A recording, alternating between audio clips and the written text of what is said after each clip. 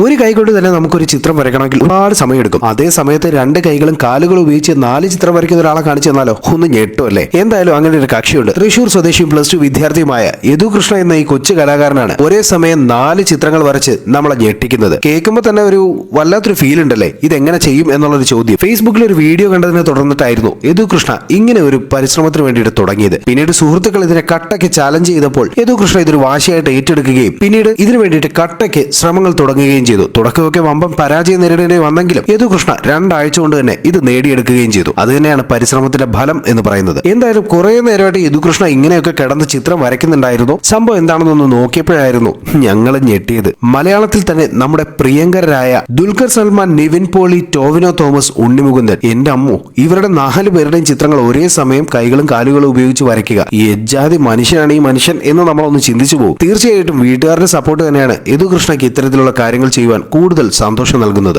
നമസ്കാരം, എൻ്റെ പേര് യദു കൃഷ്ണ കെ. ഇപ്പോൾ ഞാൻ +2 വിദ്യാർത്ഥിയാണ്. വെറൈറ്റി ആയിട്ട് ഇപ്പോൾ ഇതും പിന്നെ അറ്റ് എ ടൈം 3 എണ്ണം വരയ്ക്കുന്നതും ചെയ്തിട്ടുണ്ട്. പിന്നെ പോർട്രേറ്റുകൾ, പെയിന്റിങ്സ് ഇതൊക്കെ ചെയ്തു തുടങ്ങും.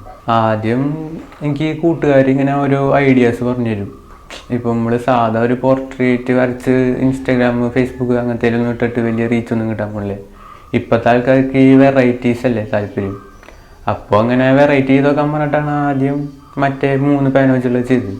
പിന്നെ ഞാൻ ഒന്നുകൂടിയും അവർ പറഞ്ഞു ഒന്നും കൂടി അത് റീച്ചായപ്പോൾ പറഞ്ഞു ഒന്നും കൂടി വെറൈറ്റി ആക്കാൻ വേണ്ടി ഇത് ട്രൈ ചെയ്തൊക്കാൻ പറഞ്ഞു. ഇങ്ങനെ പെറ്റാഞ്ച ട്രൈ ചെയ്തൊക്കാൻ പറഞ്ഞു. ഒരു ഐഡിയ പറഞ്ഞതാണ്. അപ്പോൾ ഞാനൊന്ന് ശ്രമിച്ചു നോക്കി. ആദ്യത്തെ വട്ടം ശ്രമിച്ചപ്പോൾ ഒന്നും ആയില്ലേ, ഫുള്ള് കരകൂര. പിന്നെ വീണ്ടും ശ്രമിച്ചു, അതിൽ ഏകദേശമായി. പിന്നെ 3ാമത്തേല് ഏകദേശം സക്സസ് ആയി. ഞാൻ അത്രയ്ക്കൊന്നും പ്രതീക്ഷിച്ചിട്ടുണ്ടായില്ല. പക്ഷെ അതങ്ങോട്ട് പോയി, വീഡിയോ പോയി.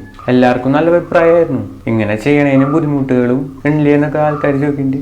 അതിൻ്റെതായ അതിന് ബുദ്ധിമുട്ടുണ്ട്. അതിപ്പോ ഇങ്ങനെ കിടന്ന് വരയ്ക്കണോണ്ട് ഇപ്പൊ നമ്മള് നിലത്തൊന്നും ചെയ്യാണ്ടൊക്കെയല്ലേ കിടക്കണം. അപ്പൊ ബാക്ക് പെയിൻ നല്ലോണം ഉണ്ടാവും. പിന്നെ ഈ കുറെ നേരം ഈ കൈയും കാലും ഇങ്ങനെ പൊക്കി പിടിക്കുമ്പോ കൈയും കാലും നല്ലോണം കഴിക്കും. കാലുമ്മ ഇപ്പൊ നമ്മള് സാധാ ഒരു പേന വെച്ച് നമുക്ക് കൈ കൊണ്ട് പിടിക്കുന്ന പോലെ കാലുമ്മ പിടിക്കാൻ പറ്റില്ലല്ലോ. അപ്പോ ഒന്നില്ലെങ്കിൽ വല്ല നൂലുകൊണ്ടാ കയറുകൊണ്ടാ കെട്ടി വെക്കും സ്കെച്ച് പെൻ, അല്ലെങ്കിൽ സെല്ലോ ടൈപ്പ് കൊണ്ട് ഒട്ടിച്ച് വെക്കാറ് ചെയ്യാറ്. അതാകുമ്പോൾ ഒരു സ്റ്റെബിലിറ്റി കിട്ടും. ഒന്ന് റഫ് സ്കെച്ചായിട്ട് ഇടും.